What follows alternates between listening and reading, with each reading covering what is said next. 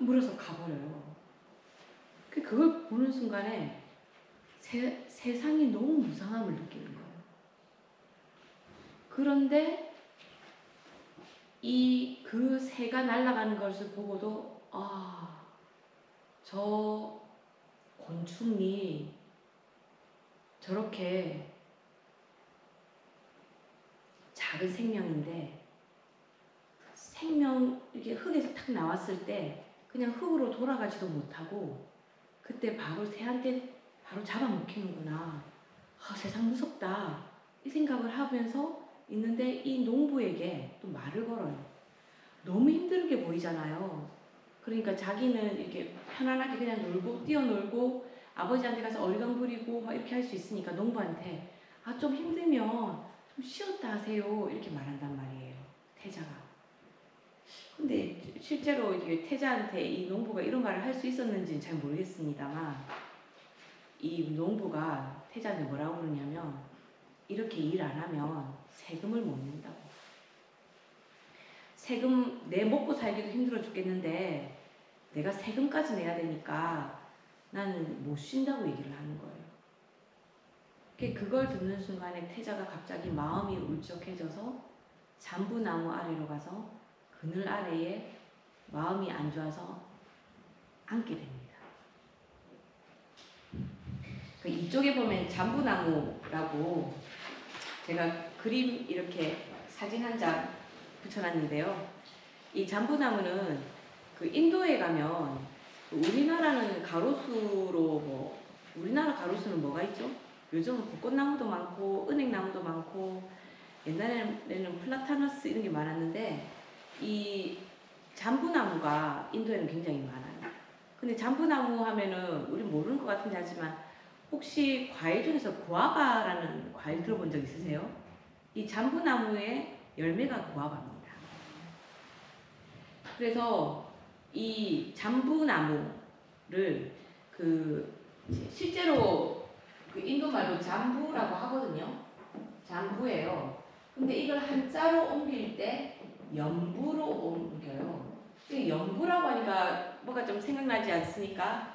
우리 축원하고 할 때 남성부주 이런 말 하잖아요.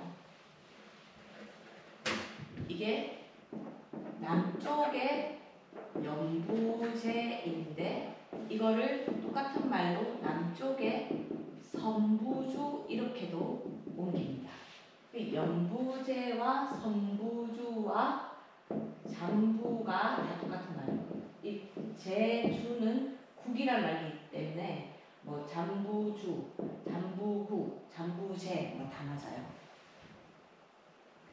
그리고 남쪽이라는 것이에요. 어디에 남쪽이냐?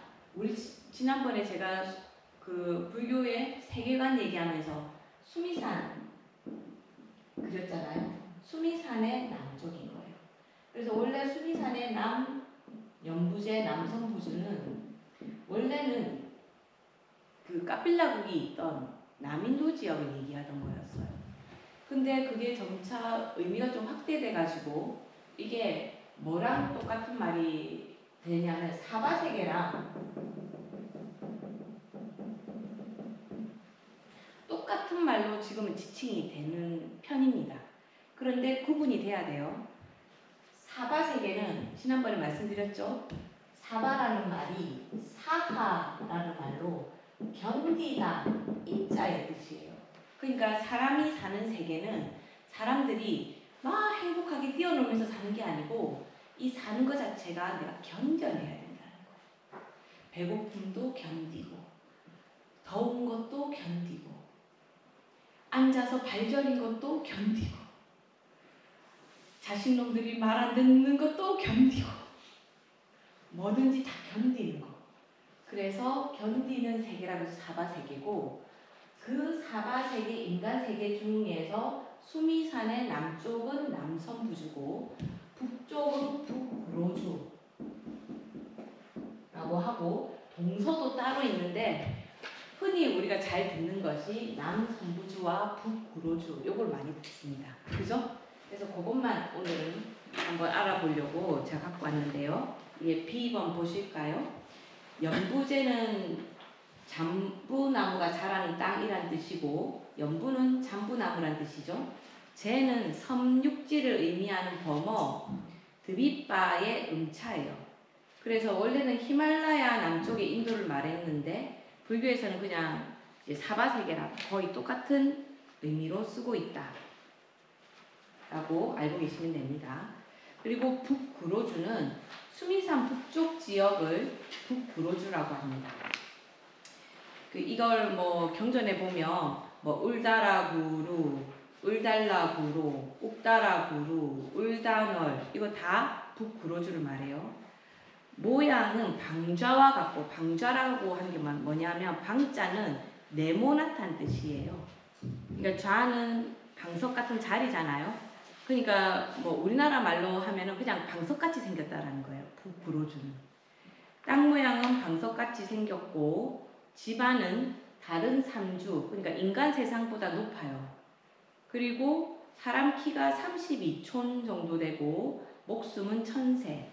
그러니까 이거는 그 천상 아래에 있는 데인데 그 사람으로 보면은 약간 천상같이 보이는.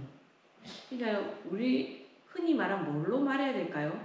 뭐 신화에 나오는 완전히 그 하늘까지는 안 가는데 사람들과 같이 살면서 약간 그 신화적인 존재 있잖아요. 그런 사람들이 사는 곳을 그런 존재들이 사는 곳을 북구로주로 알면 되겠습니다. 예, 그냥 이건 뭐 그냥 개념이니까요. 그래서 남성부조가 나온 김에 그냥 북구로주 한번 얘기해봤습니다. 아무튼 중요한 건 뭐냐면 잠부나무 아래에 가서 이 작은 아이가 선정에 드는데 어디까지 가냐면 새끼 초선에 이르게 됩니다.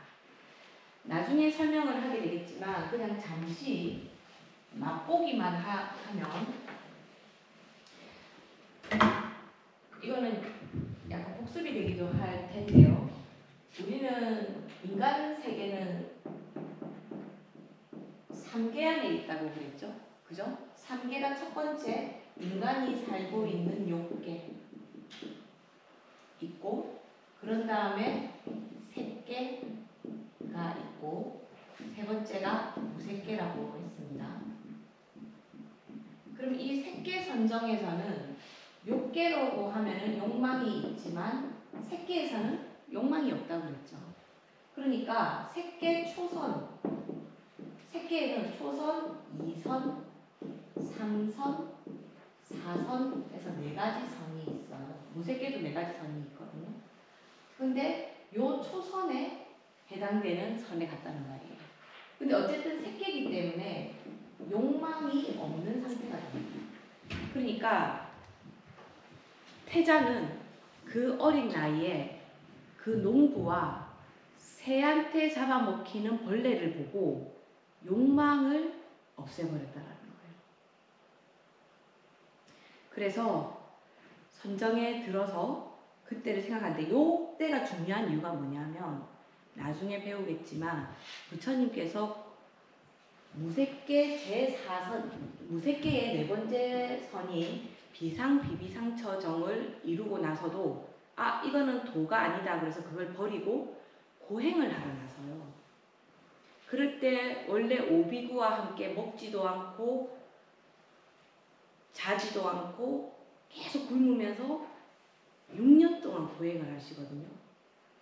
근데 그러다가 쓰러졌는데 이건 아닌 것 같다 라는 생각을 해서 수자타의 유미죽을 얻어 드시고 당신이 어떻게 그럼 나는 앞으로 수행을 해야 될까 생각을 하는데 그때 생각한 것이 요때에 선을 했던 그 모양입니다.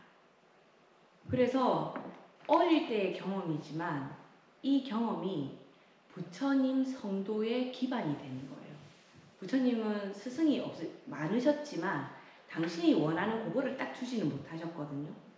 근데 자기의 스승, 성도하기 위한 원인이 된 것이 바로 어릴 때에 자기가 성취했던 색계 초선 단계입니다. 그래서 색계 초선 단계가 어떤 건가 제가 정리를 해왔거든요. F번 보시면 됩니다. 거기에 보면 2번 밑에 보면 작은 1번 있죠. 거기 이게 그 니까야에 나와 있는 말이거든요. 비구들이여 바른 집중이란 무엇인가? 모든 감각적 욕망을 버리고 모든 선하지 못한 것들을 버리고 비구는 초선을 성취하여 거기에 머문다. 여기에는 대상을 주시함이 있고 지속적인 고찰이 있으며 버림에 의한 기쁨과 행복감이 있다. 그럼 이걸로 비춰봤을 때 부처님이 어릴 때 느꼈던 감정이 뭐냐 하면 감각적 욕망은 없고 자기의 그 부정적인 감정도 모두 없어져 버리는 거예요. 그리고 마음은 어디에 있는 거죠?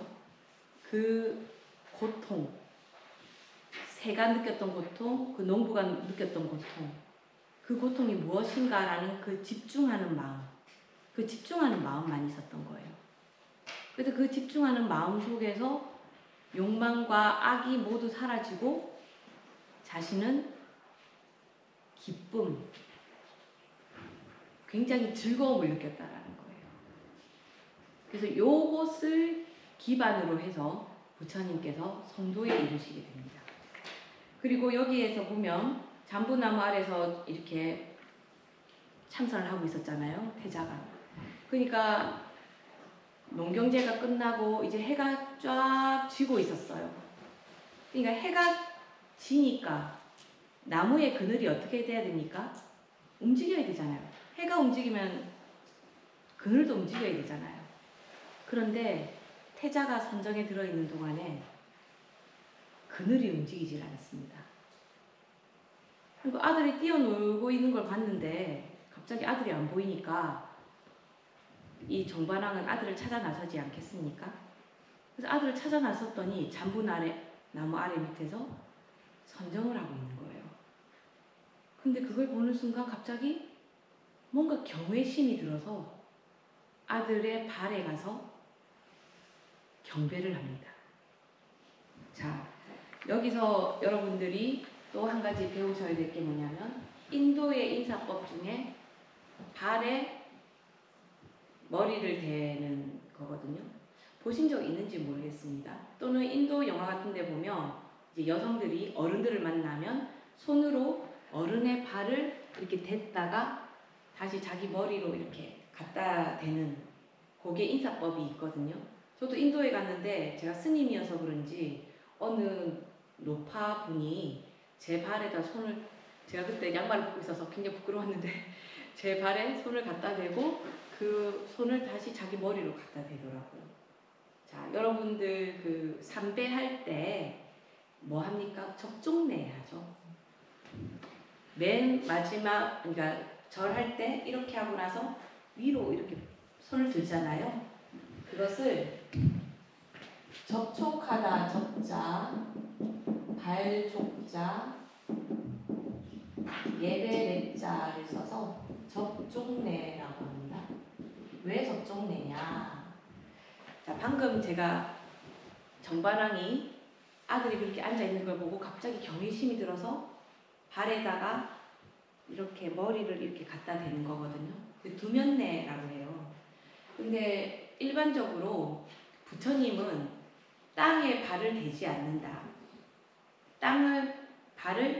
그러니까 지난번에 그 수메다 장자할 때 부처님께서 그 진흙 땅을 밟으시면 안 되기 때문에 가죽옷과 자기 머리를 풀어서 부처님이 땅을 밟지 못하도록 만들었잖아요. 그것처럼 부처님 발은 위에 있다고 생각하는 거예요. 그래서 우리가 부처님 발을 만지려면 어떻게 됩니까? 부처님 위에 앉아 계시고 우리는 손을 이렇게 위로 올려야지 부처님 발을 만질 수 있는 거예요. 그리고 아까 이렇게 우리가 고두레 하잖아요. 근데 그걸 이제 이런 책에는, 이건 제 얘기니까 그냥 무시하시고 그냥 책대로 따라가시면 됩니다. 책에는 부처님께 경배하고 그것을 음미하려고 고두레를 한다 이렇게 책에는 돼 있던데요. 저는 그게 인도 방식을 따르면 발에 손을 댔다가 다시 자기 머리에 정례를 합니다. 왜냐하면 맨 처음에는 원래 인도 방식으로 하면 이렇게 앉아 있으면 머리를 그 발에 직접 갖다 대요. 그래서 그것을 뭐라고 하느냐면 머리 두자 얼굴 면자지만 이것도 면하다 이렇게 대다 이런 말도 있거든요. 두면내라고 이랬자 써서 두면내 또는 두면종내, 두면종내. 그러니까 머리를 발에 대는 예의라는 거예요. 그러니까 우리가 손으로 접촉했잖아요, 부처님. 그럼 뭐 해야 됩니까? 다시 그 손을 내 머리 위로 갖다 대야 되겠죠. 그래서 저는 고드레를 하는 게 아닌가라는 생각이 들거든요. 그러니까 여러분들이 이제 만약에 법당에 가셔서 이렇게 할 때는 부처님 발에 손 다시 부처님 기운 받아서 내 머리 이렇게 의미를 알고 절을 하시면 훨씬 더 이거 왜 귀에다가 갖다 내 귀에 갖다 대는 거 아니에요. 부처님 발에 내 손을 이렇게 갖다 대는 거지. 근데 그걸 어른한테만 지금도 그 인도에서는 이렇게 스님들이라던가 아니면 사문들이라던가 이게 종교인들한테 그런 인사도 하지만 집에서 큰 어른 뵐 때 할머니 그리고 아버지 이렇게 만날 때도 이 두면내를 합니다. 지금도 하고 있는 인사 방식이에요. 자, 오늘은 인도 문화부터 해서 이제 잠부나무 아래에서 부처님께서 농경제에 가서 새끼 초선에 드시는 것까지 한번 살펴봤습니다. 제가 말이 좀 두서가 없고 여러 가지를 막 설명을 하려다 보니 이렇게 저렇게 왔다 갔다 이렇게 하지만 내용 자체는 책을 읽어보시면 알고 책 내용은 거의 제가 이야기를 하고 있는 편이니까요. 혹시 질문이 있거나 하시면은 항상 이번 시간이 아니면 다음 시간에라도 질문해 주시면 감사하겠습니다. 오늘은 이것으로 수업 마치겠습니다. 감사합니다. 그리고 다음 주는 마지막 주여서 학장 스님 하실 거죠? 네, 저는 다음 주 말고 그 다음 주에 뵙겠습니다.